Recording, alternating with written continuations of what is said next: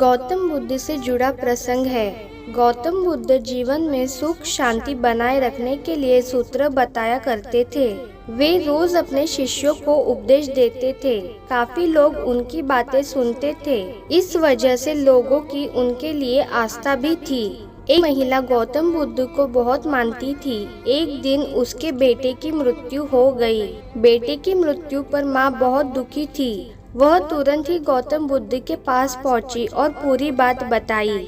महिला ने कहा कि आप मेरे बेटे को फिर से जिंदा कर दीजिए।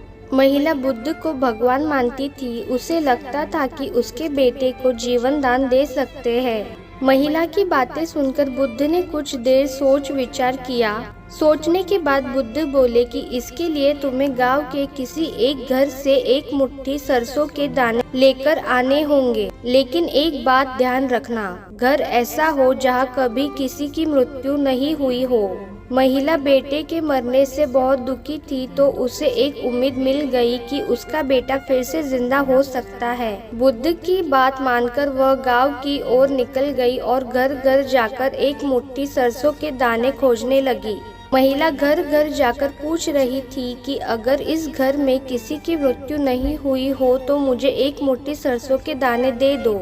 जहाँ जहाँ महिला जाती वहाँ उसे ये जवाब मिलता कि उनके घर में मृत्यु तो हुई है।